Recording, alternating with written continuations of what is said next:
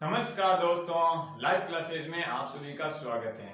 दोस्तों, आज के वीडियो में हम लोग फंडामेंटल ड्यूटीज के बारे में जानेंगे। जो लक्ष्मीकांत की सीरीज को आगे बढ़ाते हुए जो मौलिक कर्तव्य हैं उनकी क्या विशेषताएं हैं, कौन समिति के माध्यम से कौन कौन से जो मौलिक कर्तव्य हैं जो मूल संविधान का भाग थे या नहीं थे, कब जोड़े तो न्यू नए, कब जोड़े तो उसका हम लोग संविधान संशोधन कौन सा था, इसके अलावा जो मुख्य विशेषताएं हैं उसको कवर करते हुए एक एक जो मौलिक कर्तव्य है हमारे उनको हम लोग पूरा डिटेल में समझने की कोशिश करेंगे। तो ठीक है दोस्तों, लेक्चर स्टार्ट करते हैं। आज का हमारा जो टॉपिक है वो है मौलिक कर्तव्य। मौलिक कर्तव्य हम लोग दोस्तों कुछ बेसिक जानकारी लेंगे। जो आपके सामने बोर्ड पर लिख रखा है ये तो हमारे मौलिक कर्तव्य है, लेकिन एग्जाम पॉइंट ऑफ व्यू से जो इंपॉर्टेंट टर्म्स है उसके बारे में हम लोग सबसे पहले बात करेंगे। सबसे पहले बात आती है कि जो मौलिक कर्तव्य है संविधान के किस भाग से, मतलब संविधान में जब शामिल किया गया मौलिक कर्तव्य को किस, क्योंकि हमारा जो संविधान है क्या है, दूसरे देशों को छानकर, मतलब दूसरे देशों से कुछ कुछ विशेषताएं उठाकर भारतीय संविधान में समाहित करके एक बड़ा सा विशेष संविधान का निर्माण किया गया। तो मैं आप लोगों को बता दूं, जो मौलिक कर्तव्य है वो रूसी संविधान से प्रभावित होकर भारतीय संविधान में शामिल किया गया। ठीक है ना। अब आपके दिमाग में ये चीज आ रही होगी कि क्या ये मूल संविधान का भाग है, क्योंकि अक्सर सवाल यहीं से बनते हैं। क्योंकि जो मूल संविधान है कौन सी चीजें बाद में जोड़ी गई हैं, उसके अलावा भी क्या अपडेट हुआ है वो जानना बहुत जरूरी हो गया। तो मैं आप लोगों को बता दूं, संविधान के भाग 4 में नीति निर्देशक तत्व वाला भाग 4 है ना, उसी के अंदर 51, जिसमें हम लोगों ने लास्ट में जो क्या है अंतरराष्ट्रीय शांति और सुरक्षा नीति निर्देशक पढ़ा था, उसके बाद में 51 का करके किस नाम से ऐसे 51 का करके या एक करके एक भाग बनाया गया और संविधान के चौथे भाग में 51 का में किसको शामिल किया गया है, मौलिक कर्तव्य। ये क्लियर होना जरूरी है। तो संविधान के भाग 4 में 51 का अनुच्छेद है, जो 51वां कौन सा है, जो नीति निर्देशक तत्व है वो कौन सा है, अंतरराष्ट्रीय शांति और सुरक्षा से संबंधित बात की गई है। तो उसके आगे 51 का में नीति निर्देशक मौलिक कर्तव्य को शामिल किया गया है। अब आपके सामने आता है कि भाई किस संविधान संशोधन के तहत किया गया, तो ये 42वें संविधान संशोधन 1976 में। तब आपको ये भी क्लियर हो गया होगा क्या है, ये मूल संविधान का भाग नहीं है दोस्तों, क्योंकि संविधान निर्माताओं ने मौलिक कर्तव्य को रखना जरूरी नहीं समझा। हालांकि उनके जब ये नीति निर्देशक तो शामिल किए गए तो उन्होंने माना कि ये बहुत बड़ी भूल थी, क्योंकि इंसानों के कर्तव्य जरूरी है बताने। तो उसके माध्यम से 51 का में क्या शामिल किया गया, 42वें संविधान संशोधन 1976 में 51 का संविधान के भाग 4 में फंडामेंटल ड्यूटीज का प्रावधान किया। ठीक है ना। तो ये समझ गए, ये तो क्लियर हो गया कि भाई मौलिक कर्तव्य मूल संविधान का तो भाग है नहीं, 42वें संविधान संशोधन में शामिल किया गया। ठीक है, ये तो बात हो गई कि कब और कैसे शामिल किया। अब बात आती है कि भाई जो शामिल तो कर लिया, लेकिन कितने थे, कि 42वें संविधान संशोधन में तो मैं आप लोगों को बता दूं, जो कांग्रेस सरकार थी, कांग्रेस सरकार ने चौधरी चरण सिंह समिति की स्थापना के माध्यम से, किसके, चौधरी चरण सिंह समिति की स्थापना के माध्यम से, जो चौधरी चरण सिंह समिति थी, इन्होंने प्रावधान किया 8 मूल कर्तव्य शामिल करने। हालांकि उनकी सारी बातें नहीं मानी गई, जो 8 मूल कर्तव्य शामिल करने की बात की गई, लेकिन 42वें संविधान संशोधन 1976 में 10 मूल कर्तव्यों को शामिल किया गया। तो अब आपके दिमाग में यही होना चाहिए, 42वें संविधान संशोधन 1976 में जब मौलिक कर्तव्यों को शामिल किया गया तो कितने थे, 10 थे। ठीक है ना, उन 10 को भी जानेंगे। उसके बाद दोस्तों 86वें संविधान संशोधन 2002 में एक और मौलिक कर्तव्य शामिल किया गया है, जो कि 11वां था। तब आपके सामने ये बात आ जाती है, पहली बात आ जाती है कि जो 42वें संविधान संशोधन था उस समय 10 मौलिक कर्तव्य शामिल किए गए थे। उसके बाद 11वां जो मौलिक कर्तव्य है 86वें संविधान संशोधन 2002 में शामिल किया गया। तो ये ध्यान रखना है आप लोगों को। इसके अलावा जब बात होगी कि वर्तमान में टोटल कितने मौलिक कर्तव्य हैं, तो टोटल हम लोग काउंट करेंगे, वर्तमान में 11 मौलिक कर्तव्य हैं। क्यों, क्योंकि 42वें संविधान संशोधन में जब मौलिक कर्तव्य को शामिल किया गया भारतीय संविधान के भाग में तब थे 10, उसके बाद क्या जोड़ा गया, एक और जोड़ा गया। तो ये आप लोगों को क्लियर हो गया होगा कि समिति की सिफारिश पर मौलिक कर्तव्य जोड़े गए चौधरी चरण सिंह समिति के। तो ये है सिंपल सी बात। इसकी विशेषताओं को, कुछ विशेषताओं को समझने की कोशिश करें। क्योंकि दोस्तों इसमें भी एक दो विशेषताएं जो मुख्य होती हैं कि क्या ये विदेशियों के लिए है या क्या भारतीय नागरिकों के लिए।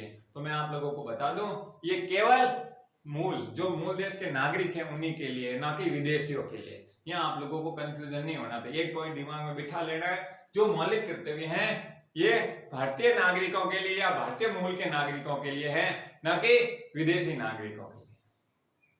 तो ये आप लोगों के आराम से क्लियर हो गया होगा।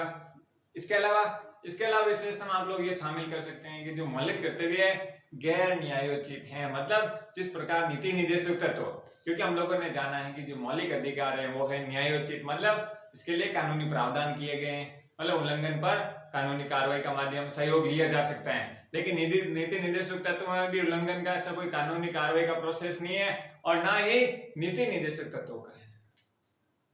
तो क्लियर हो गया होगा, ये आराम से आप लोगों को उम्मीद कर रहा हूँ समझ में आ गया होगा, बिल्कुल सिंपल लैंग्वेज में आराम से समझने की कोशिश की। अब मैं आप लोगों को जो 11 जो वर्तमान में मौलिक कर्तव्य है, तो 10 कौन से है पहले वो देखेंगे, फिर 11वां कौन सा शामिल किया गया उसको समझने की कोशिश करेंगे। वीडियो ज्यादा बड़ा नहीं होगा क्योंकि दोस्तों बहुत छोटा वीडियो बनेगा, करीब 20 मिनट के आसपास बनेगा, तो आप लोगों को इंपॉर्टेंट है इसलिए इसको बताना बहुत जरूरी है। तो ठीक है, अब बात करते हैं हम लोग जो मौलिक कर्तव्य है 11, तो एक एक करके थोड़ा समझने की कोशिश कर रहे हैं कि जो ये मौलिक कर्तव्य में जिसका प्रावधान किया गया है ये क्या कहना चाहते हैं, ठीक है ना। तो सबसे पहले बात करें अगर मौलिक कर्तव्य की, सबसे पहले आ जाता है संविधान का पालन करें। ये क्या कह रहे हैं, संविधान का पालन करें और उसके आदर्श संस्थाओं और राष्ट्र ध्वज और राष्ट्रगान का आदर करें। ये कह रहा है कि आप भारतीय मूल के नागरिक हैं और आपका जो भी विधि का प्रोसेस है, आपके कानून नियमों का जो प्रावधान किया गया है किसके माध्यम से, संविधान के माध्यम से। तो आपका ये कर्तव्य है कि आप संविधान का पालन करें, संविधान के आदर्शों को माने। ऐसा नहीं है कि भाई संविधान क्या कह रहे हैं और आप अपने हिसाब से चल जाएं, तो ऐसा नहीं होना चाहिए। आपका ये कर्तव्य है तो संविधान में जो बातें कही गई उसका आदर करें, सम्मान करें या उनका पालन करें। इसके अलावा जैसे हमारे राष्ट्रीय ध्वज है, इसका भी आप लोगों को क्या करना चाहिए, आदर करना चाहिए। राष्ट्रगान है हमारा, इन सब का आदर करना चाहिए। तो पहला मौलिक कर्तव्य हमारा ये कहता है कि संविधान का पालन करें और राष्ट्रीय ध्वज या अन्य संस्थाओं राष्ट्रीय ध्वज इसके अलावा राष्ट्रगान का पालन करें। तो क्लियर, आराम से शब्द से स्पष्ट हो रहे हैं, कोई डिफिकल्ट नहीं। तो अब दूसरे मौलिक कर्तव्य की बात करते हैं। स्वतंत्रता के लिए हमारे राष्ट्रीय आंदोलन को प्रेरित करने वाले आदर्शों को हृदय में संजोए रखें। ये कह रहे हैं स्वतंत्रता के लिए हमारे राष्ट्रीय आंदोलन, ये कहना चाहता है कि स्वतंत्रता जब भारत आजाद हुआ उससे पहले जो भी हमारे स्वतंत्रता सेनानियों द्वारा आंदोलन लड़े गए, तो उनको क्या है, प्रेरणा स्रोत रोके या उन एज ए प्रेरणा के रूप में हमें वर्तमान जीवन में भी अपनाना चाहिए। कैसा नहीं है कि हमारा भारत आजाद हो गया और हम लोग स्वतंत्रता सेनानियों के जो आंदोलन थे उसका अनयूजुअल बातें भी करें, तो वो भी ठीक नहीं है। क्योंकि हमारे स्वतंत्रता के आदर्श के रूप में हम लोगों ने जिस प्रकार गांधी जी की बात करते हैं, लाला लाजपत राय हो गया, मतलब बहुत सारे स्वतंत्रता सेनानी थे। जब हम लोग मॉडर्न हिस्ट्री पढ़ेंगे उसको अच्छे से समझने की कोशिश करेंगे। तो ये कहना चाहता है कि जो स्वतंत्रता के लिए हमारे आंदोलन लड़े गए, तो उनसे प्रेरणा लेकर अपने हृदय में संजोए रखें। समझ रहे ना, अपने जीवन में अपनाएं प्रेरित होकर। तीसरा जो मौलिक कर्तव्य क्या कर रहे हैं, भारत की संप्रभुता एकता अखंडता की रक्षा करें। अब ऐसा नहीं है कि ये कह रहे हैं कि आप अगर भारत के नागरिक हैं तो आप लोगों का ये कर्तव्य होना चाहिए भारत की अखंडता, क्योंकि भारत क्या है, अखंड है। अखंड होने का कारण ये भी रहता है दोस्तों, क्योंकि भारत में एक धर्मनिरपेक्ष होने के कारण एक धार्मिक खंडता ना हो। वैसे तो काफी चीजें हो रही हैं वो ठीक नहीं है, फिर भी आप लोगों को ये आप लोगों का कर्तव्य है कि भाई ऐसे कुछ भी नहीं करें धार्मिक आधार पर हो। ज्यादातर मोस्टली देखा जाता है अखंडता का कारण धार्मिक हो जाता है, अलग अलग एक एरिया वाइज बात करें या एक अलग क्षेत्र का निर्माण हो जाता है धार्मिक आधार पर, तो वो नहीं होना चाहिए। जातिगत आधार पर भी कह सकते हैं। तो ये हमारा जो तीसरा मौलिक कर्तव्य ये समझाना कोशिश करते हैं जो भारत की संप्रभुता है, ठीक है ना, जो भारत की संप्रभुता है, एकता को दर्शाने वाले सभी धर्मों की एकता, अखंडता, जो अखंड भारत है, इन सब की क्या है, हमारा कर्तव्य है कि इसकी रक्षा करें। तो ये आराम से आप लोगों को समझ में आ गया होगा। अब मैं आगे बढ़ रहा हूँ। आगे जो चौथा नीति निर्देशक तत्व वो क्या है, देश की रक्षा करें और आह्वान यानी बुलाने या जब आपको बुलाया जाता है तो आह्वान किए जाने पर राष्ट्र की सेवा करें। ये कह रहा है कि आपका कर्तव्य है कि देश के राष्ट्र की, मतलब ये कह सकते हैं हमारे जो भारतवर्ष देश के नागरिक हैं, तो हमारा ये कर्तव्य है कि हम लोग भारत की रक्षा करें, राष्ट्र की रक्षा करें, ठीक है ना। चाहे आप बीएसएफ के माध्यम से कह सकते हो या किसी न किसी माध्यम से आप लोगों का कर्तव्य है कि आप भारत देश की रक्षा करें। इसके अलावा आह्वान किया जाने पर, जब राष्ट्र को आप लोगों की जरूरत होती है, आप लोगों को जब बुलाया, सुरक्षा के लिए बुलाया जाता है, तब भी आप लोगों का कर्तव्य है कि आप उसकी सेवा का प्रावधान एक्सेप्ट करें और राष्ट्र के निर्माण में, राष्ट्र के सेवा कार्य में आप लोगों का अपना योगदान दें। तो ये है अनुच्छेद आर्टिकल नीति निर्देशक जो मौलिक कर्तव्य चौथा है, इसमें यह प्रावधान किया गया है। क्लियर है ना। अब मैं आगे बढ़ रहा हूं। जो पांचवा नीति निर्देशक तत्व है, ये कहने की क्या कोशिश कर रहा, देखिए, भारत के सभी लोगों में समरसता और सम्मान भातृत्व की भावना करें। ये क्या कह रहे हैं, भारत के सभी लोगों में, मतलब जो भारत देश के नागरिक हैं, तो उन सब में क्या हो गया, चाहे धार्मिक आधार पर हो, चाहे जातिगत आधार पर हम लोगों ने एक दूसरे को बांट रखा है, तो ऐसा ना होकर सभी एक ही इंसान के रूप में सभी के बीच में क्या भातृत्व, भाईचारे की भावना हो।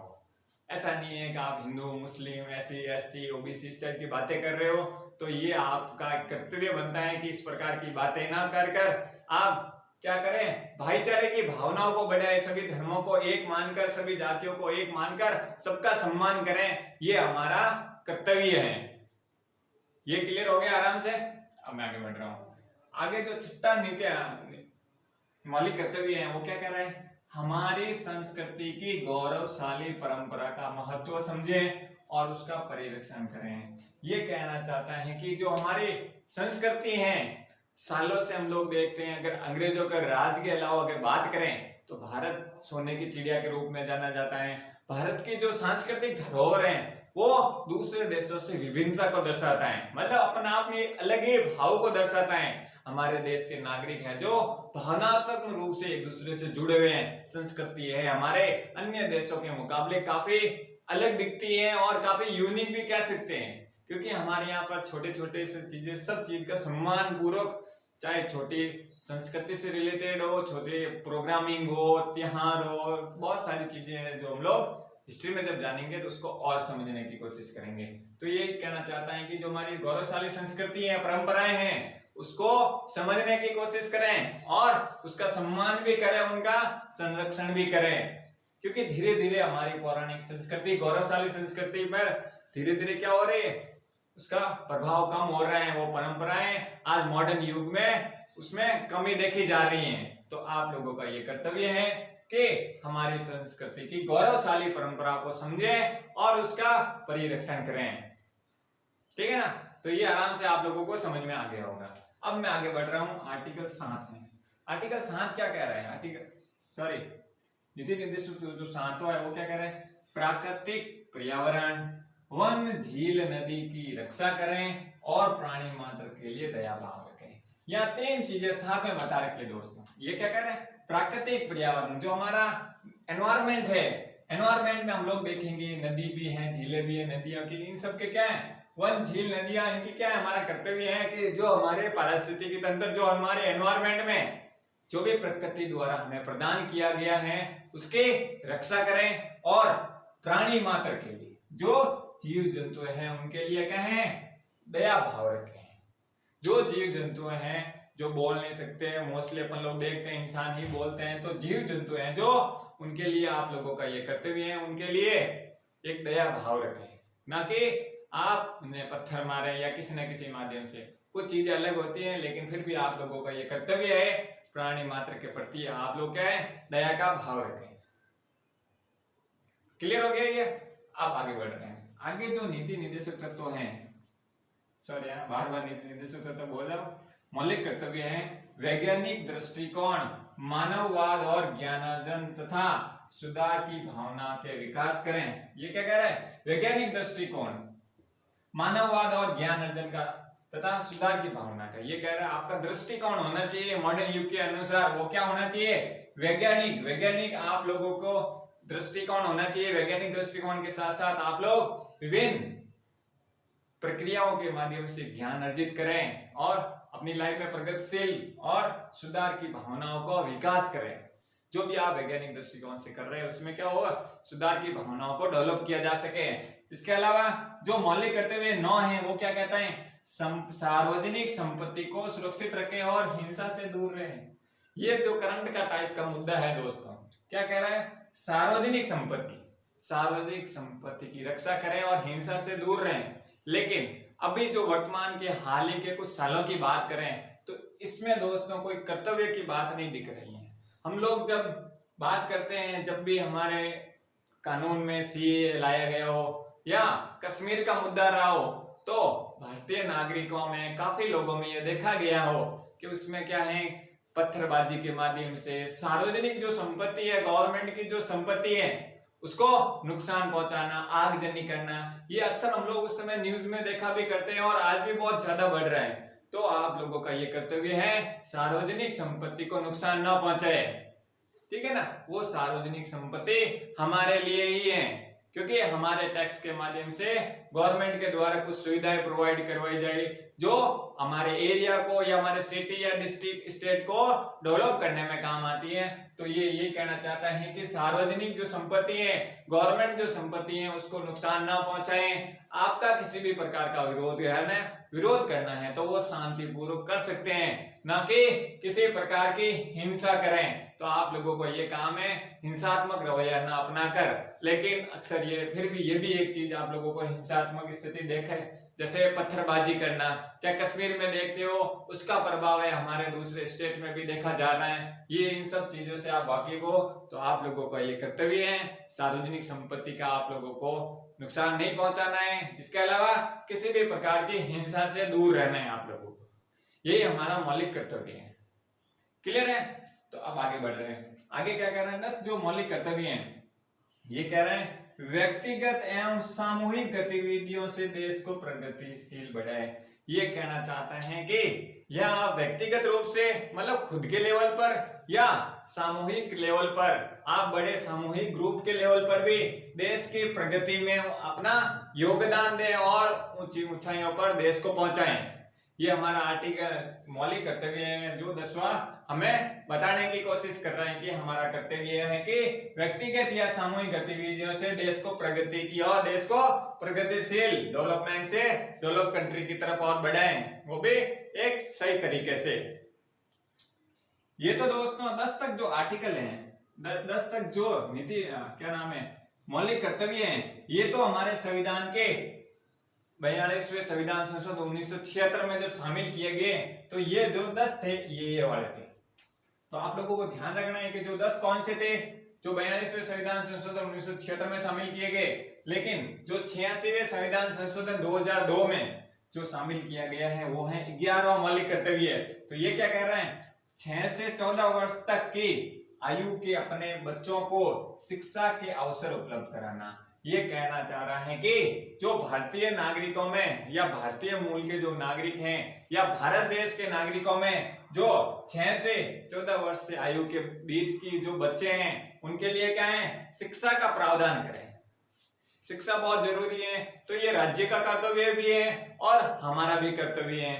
तो ये ध्यान रखना है आप लोगों को। 86वें संविधान संशोधन 2002 में जो 11वां मौलिक कर्तव्य शामिल किया गया है वो है 6 से 14 वर्ष तक आयु के बच्चों को शिक्षा का अवसर दिलाना, ठीक है ना।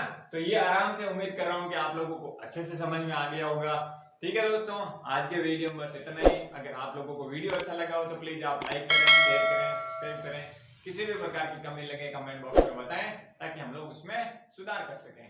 थैंक यू दोस्तों।